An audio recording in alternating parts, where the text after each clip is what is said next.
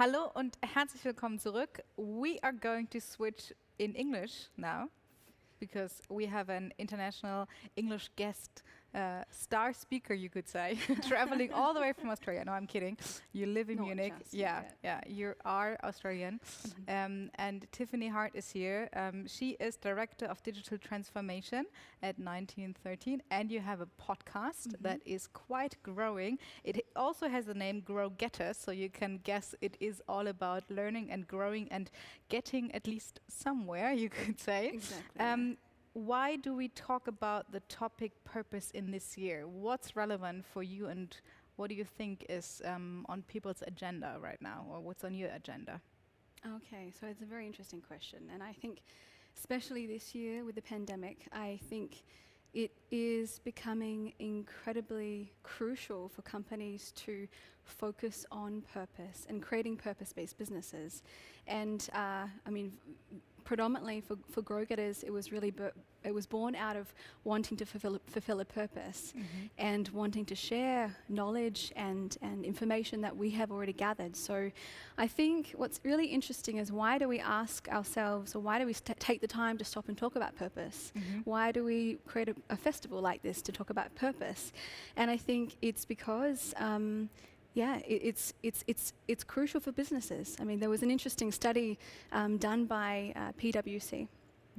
And PwC, in the study, they researched a lot of different business leaders, and in this group of business leaders that were surveyed, 79% of them said that it's crucial for a company to have a purpose, and without a purpose, you know, what's the other option? Something is happening. Yeah, exactly. And so within that same study, it was interesting to see that, 5.3% of the millennials inside of that group said that if they were not intrinsically a part of the purpose of the company, they wouldn't stay.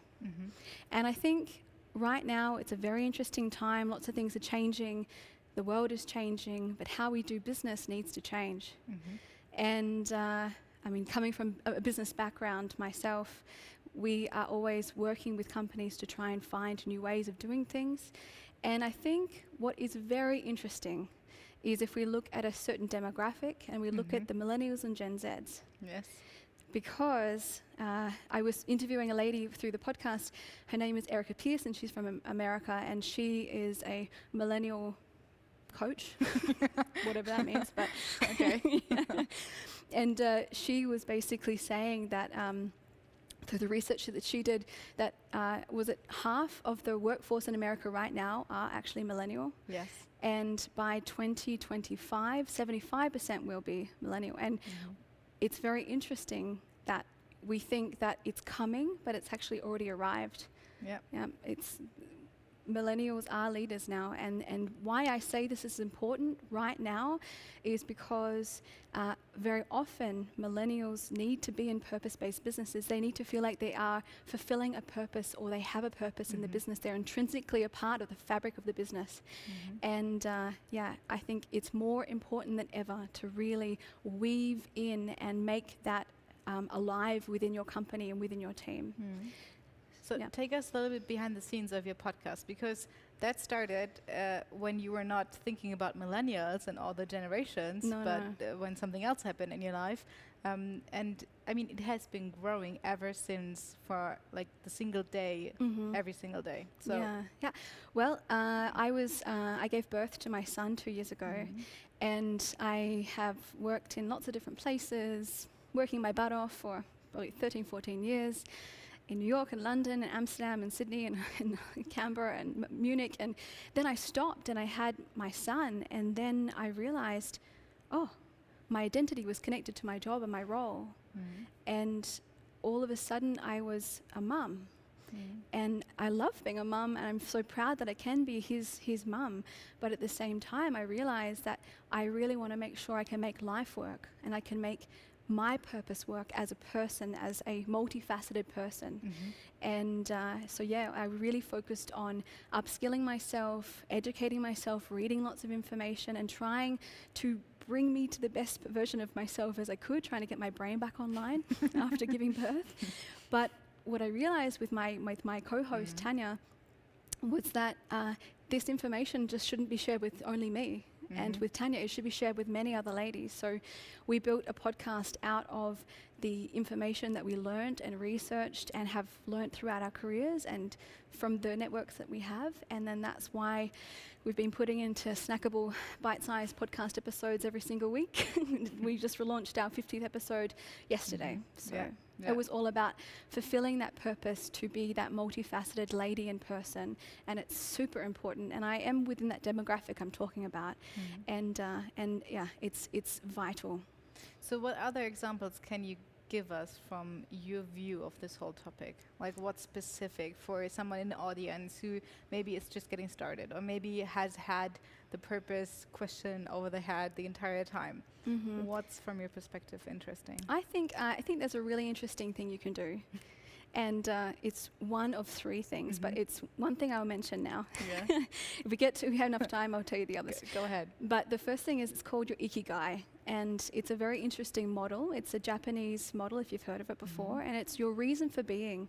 And it's these 4 concentric circles that connect together. So it looks at, what you're good at, what you love, what you can make money from, and what the world needs. And when you bring those 4 concentric circles together, you find that core purpose. You find that reason for being. And that is a fantastic thing to sit down at the dinner table, wherever you are, and really look at what is your reason for being, what are you good at, what you love to do, what you can make money from, and what the world needs, and bringing those together, finding that sweet spot for you. And then maybe things change in your life. Your work could change, your relationship could change, who knows, but it's a very interesting method to take on and do. So if I'm doing the method, maybe I'll be a bit shaky in the beginning to execute it. What's your tip on that? Okay. I think it's just having the courage. Okay. Because it's one thing to think about a purpose, but it takes another thing to actually live your purpose. I interviewed a lady today also, her name is Suze Chadwick, and she was really just saying, be bold, believe in yourself, have the confidence, you know your shit, you get out there and make it happen. And it's very hard once you've got that first model or you have an inkling, but then once you have the confidence, you believe in yourself, or you just, you look at what are the good skills that you have, the good qualities that you have, and then you go, okay, make one small step. Realize what is your big. Is your big like a Facebook Live, or is your big creating a small app? Is your big getting a LinkedIn profile together? What is big for you, and make those small steps to getting yourself out there. Or your product out there. Absolutely. And when you face challenges, how do you go along with those? If it's not always the easy road and everything is laid out and you are bold and you are moving and you are ahead of things. So when a challenge arises, how do you react? I think, you want the honest answer? Of course. Authentic. Yes. Honest. Yes. I think many challenges arise. Many challenges have arose for me personally this year with the pandemic, with changes, with Kurzarbeit and with not Kurzarbeit, with building a business. So many things have happened.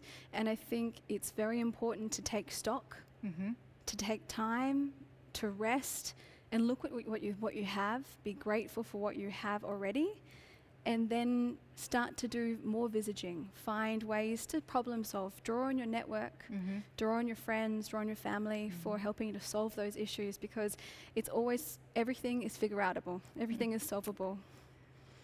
Good word. I like the figure-outable, yes. Yeah. And what are you looking most forward to in the next year? In the next year, I think it's a very good question, Anna. I think I'm most looking forward to seeing people around me and within our community grow. Really, I am excited to see them find their vision and their purpose, build their side hustles, build their businesses, or just really be happy in themselves. I really want to see those kind of momentum shifts happen. I think that would be wonderful to see. Look at where we are now. It's November, and this same date in a year's time, and seeing how much we've changed and how much we've grown. So if that wasn't enough inspiration for everyone, what's your ultimate, like, get going and get moving tip? That's a really good one. I think it's just to put one foot in front of the other. It's the most important thing. When if you have a drive, if you have an urge, if you have a dream to make something happen, to fulfill your purpose in whatever way that you put it out there, just put one foot in front of the other, and every single day will lead you in that direction. When you have the right motivation and you have the right wish, and especially the right motivation is one foot in front of the other, momentum starts to pick up, and working within a good community of people and collaborating is really important. So you can never go it alone, especially in a career, in a business. You can never go it alone. Finding your network of people that you can grow with. I don't want to end with anything else than that. Thank you so much. Very, very good last thought, and we leave it with that with the audience. Thank you so much for joining us tonight, Tiffany. Thank you so much.